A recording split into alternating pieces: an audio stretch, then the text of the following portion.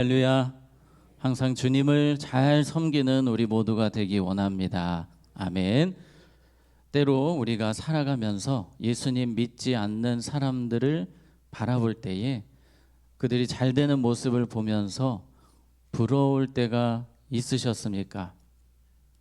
때로 있을 수도 있습니다.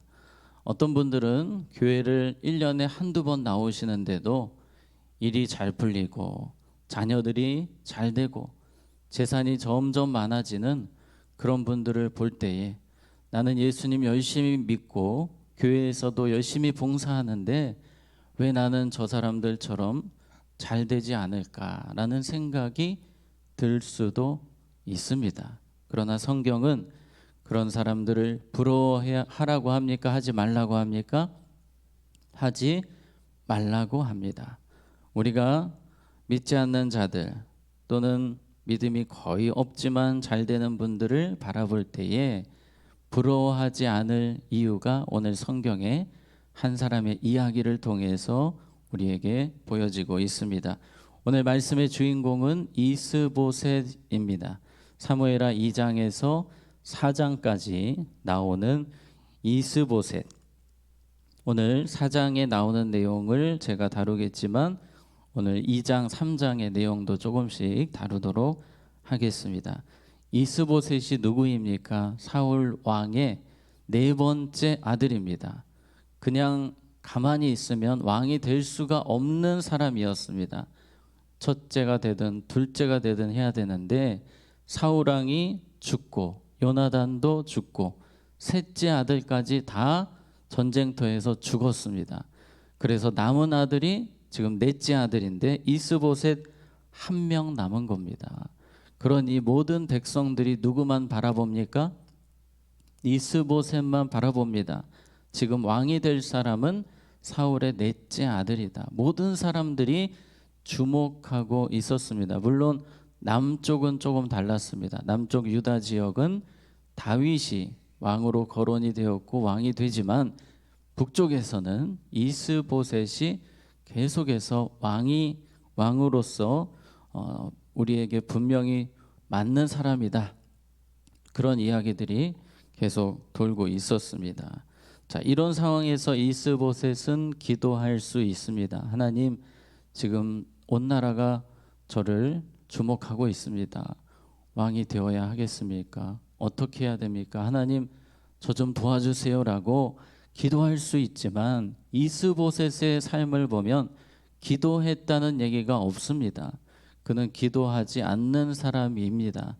하나님을 찾는 사람이 아니었습니다. 그런데도 모든 것이 술술 잘 풀립니다. 이 아브넬이라는 사울의 군사령관이었던 사람이 이스보셋 옆에 옵니다. 그리고 도와주는 거예요.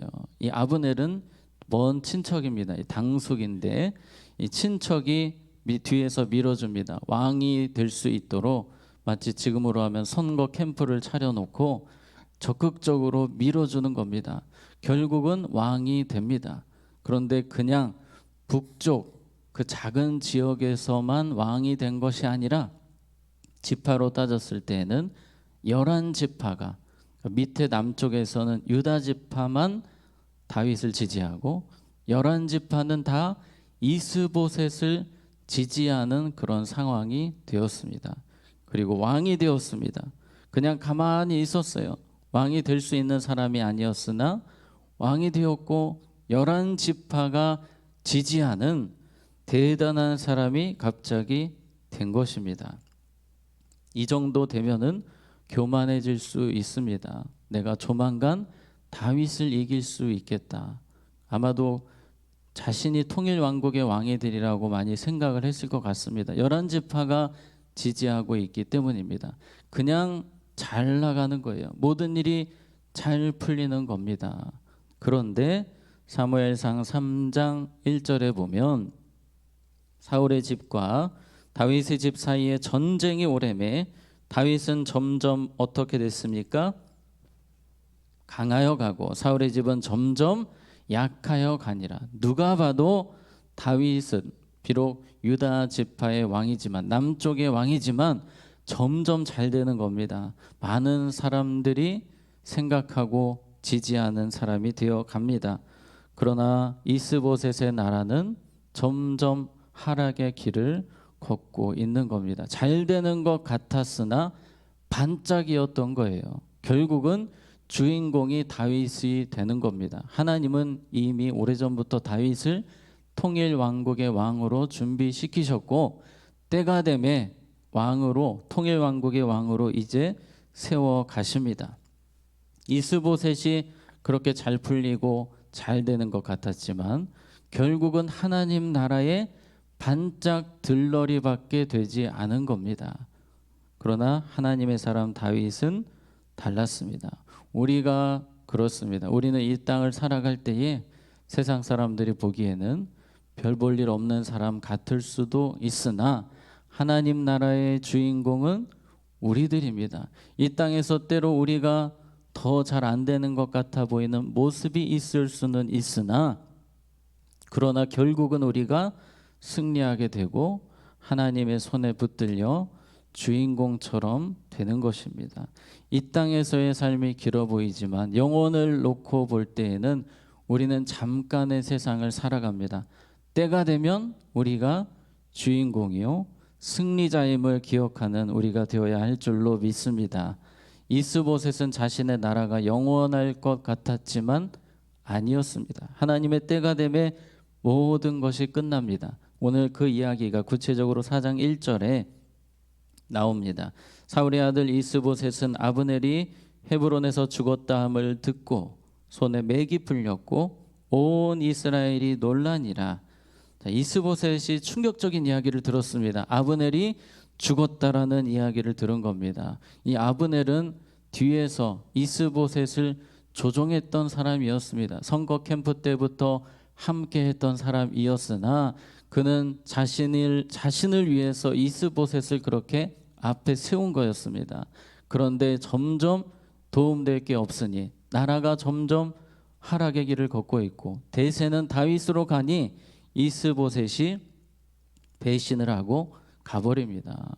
그런데 그 과정에서 이 이스보셋이 아브넬에게 뭔가 잘못을 지적했더니 아브넬이 막 화를 내고 배신하고 갔는데 진짜 이유는 대세가 바뀌었기 때문에 다윗 편에 붙으려고 이 아브넬이 가버린 겁니다. 갔는데 문제는 다윗에게 잘 보이려고 갔으나 요압 장군에게 잘못 걸려서 요압 장군 동생을 과거에 죽였기 때문에 복수를 당해서 결국 죽게 됩니다. 그렇게 의지했던 사람, 물론 같이 있을 때는 눈치도 봐야 되고 힘들었던 아브넬이었지만 죽고 나니까 너무 충격이 큰 겁니다.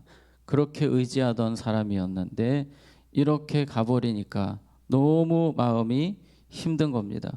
우리가 아브넬이라는 사람을 생각해 보면 늘 이스보셋 옆에 붙어 있었습니다. 왜 붙어 있었습니까? 자신을 위해서 붙어 있었습니다. 콩고물이라도 먹으려고 자신이 왕처럼 어떻게든지 행세해 보려고 그 자리에 있었으나 이익관계가 안 되니까 가버리는 겁니다. 세상이 그렇지 않습니까? 세상은 온통 이익관계로 되어 있습니다. 그러나 우리 하나님의 자녀들, 우리 석관중앙교회의 곁에 계신 성도님들은 예수님 안에서 예수님 사랑으로 맺어진 관계인 줄로 믿습니다. 무엇보다 세상 사람 다 버려도 우리 예수님이 끝까지 우리를 붙드십니다. 예수님이 우리의 친구 되어 주십니다. 이것이 바로 세상 사람들과 우리가 다른 결정적인 이유입니다. 세상 사람들의 친구는 다 떠나가도 우리는 끝까지 믿음의 동역자들이 있고 예수님이 함께 하신다는 사실입니다. 자, 2절 말씀 보면 그래도 이 이스보셋에게 두 명이 남아 있습니다. 사울의 아들 이스보셋에게 군 지휘관 두 사람이 있으니 한 사람의 이름은 바나요 한 사람의 이름은 레갑이라. 베냐민 족속 브에롯 사람 림몬의 아들들이더라. 브에롯도 베냐민 지파에 속하였으니 두 사람이 그래도 지켜주는 겁니다. 이 지휘관 두 명이 베냐민 지파라는 표현이 나오는데 이스보셋과 같은 지파이기 때문에 더 정이 가는 사람들입니다. 지금 아브넬도 죽었고 의지할 사람도 없는데 두 사람이 있으니 그래도 마음이 놓였습니다. 그런데 문제는 이 두 사람도 배신합니다. 다윗에게 이미 대세가 꺾인 것을 알고 배신할 준비를 합니다. 그리고 이런 행동을 합니다. 6절에 레갑과 그의 형제 바하나가 밀을 가지러 온 채하고 집 가운데로 들어가서 그의 배를 찌르고 도망하였더라. 이스보셋의 배를 찌르고, 이스보셋이 낮잠 자고 있을 때 몰래 들어가서 배를 찌르고 도망갑니다. 그리고 다시 돌아와요. 이 두 사람이, 레갑과 바하나가 다시 돌아와서 아주 잔인한 행동을 합니다.